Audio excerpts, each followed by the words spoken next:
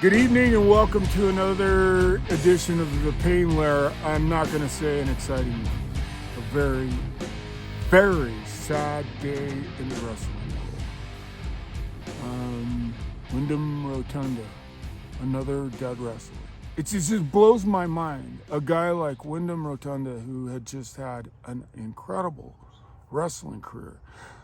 Does the world realize that if this was professional football and football players were dying like they are in the wrestling business, there'd be a federal investigation over it?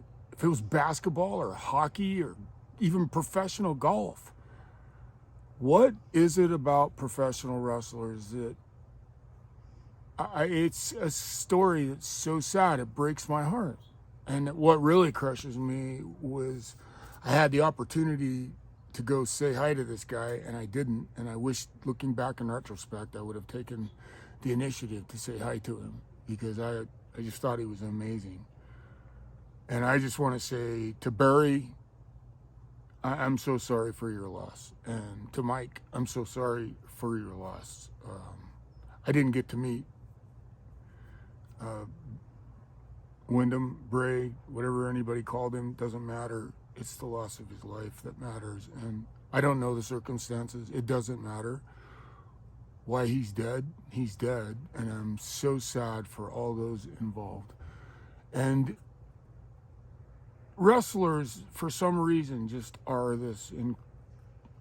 I know a lot of the reasons. I'm one of them. But wrestlers have this innate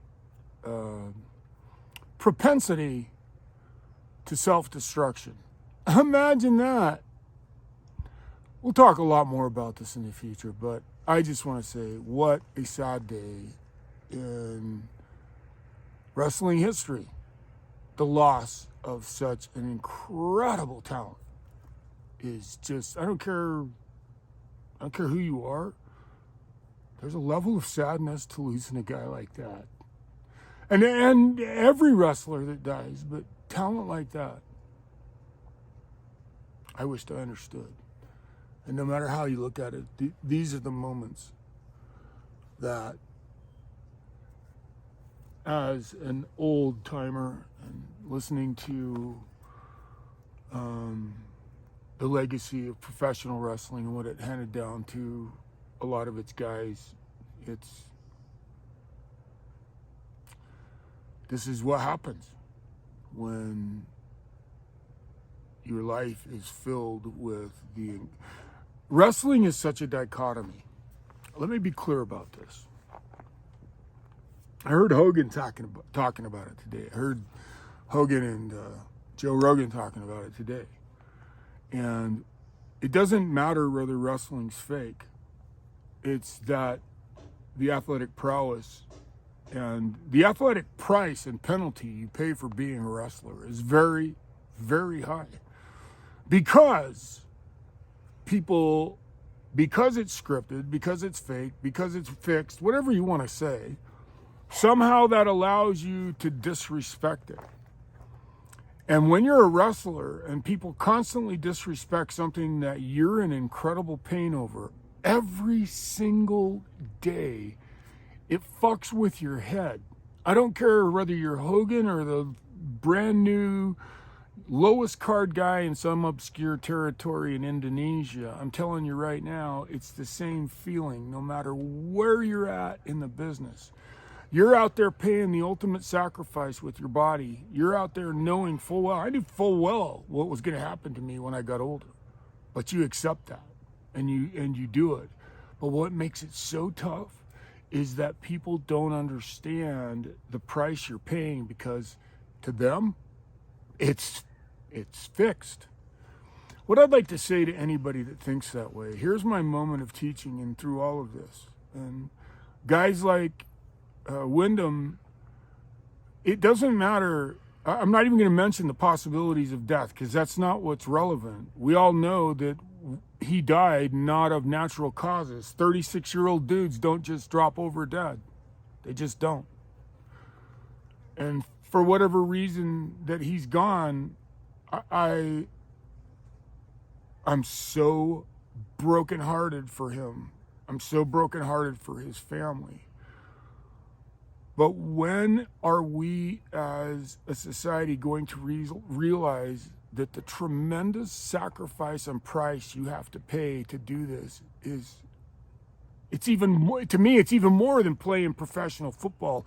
Listening to Hogan talk today, he wrestled 300 days a year, or 300 days. And in that 300, he worked 450 times. Hogan killed in his prime, man. And that guy's paying the price right now.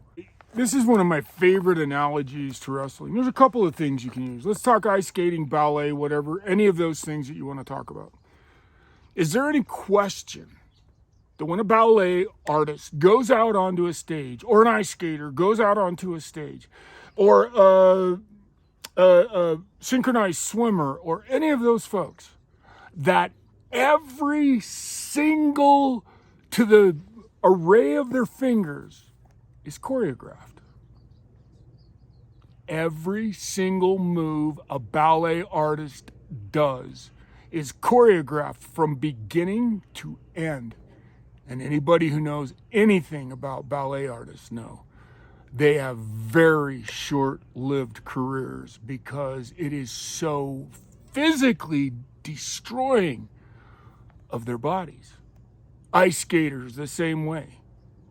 All of those people pay tremendous prices to do what they do. And do we ever think of calling an ice skating performance fake? Do you ever think about calling the Bolshevik ballet fake and fixed? No, of course you don't. Because they've never tried to keep anybody in the dark. Well, the darkness is over. The darkness is dead, and wrestling's exposed. So let's teach people these comparisons, because if we don't and start having some empathy and some sympathy for these guys who leave the business and are struck by what the hell am I going to do for the rest of my life? I know I was one of those guys. Then we're never going to get past all this. Please start to give wrestlers respect, because what hurts wrestlers, this is what I want to teach the world right now.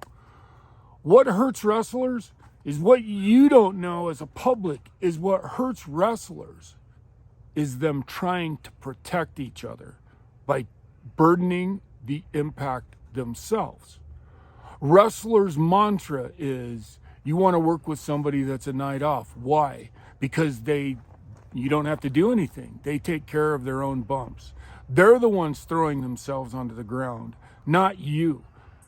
And all you're responsible for, as the great Hulk Hogan it was at that time, was responsible as you can possibly be to take care of those heels who spent their lives putting you over. And Hogan has paid a huge price, because to get over, he had to do all the amazing things he did. You know, the big leg, he talked about it. How many times do you think he dropped that big leg into the middle of a ring that wasn't very forgiving? Wrestlers get beat up really, really bad. And then add to it, nobody thinks you're hurting. That's when it really sucks. That's when it weighs heavy. It feels like somebody's standing like an elephant, standing on your fucking chest. You walk into a 7-Eleven and the guy hands you a Coke. And he says, hey, I know you. I watch you on TV all the time. Hey, is that stuff fake? And it feels like somebody just shot you in the back with a shotgun. You know, that era, I realize, has gone by, but I don't think the attitude has gone by. And Windham's proof. So this is a sad day. I'm glad I got to speak my mind on this. But maybe, just maybe, how many wrestlers are going to die before the world says, hey, maybe we ought to check into what's going on here? You know, when Chris Benoit died, I'll never forget this. They asked me for some of my footage. HBO did. And I gave them, I sold them some of my footage, and they used it live.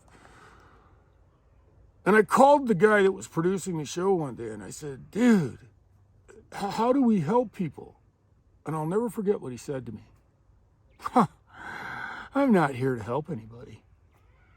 I'm here to tell a story. Hey, this is the Pain Lair. I'm Max Payne. Until the next time, then.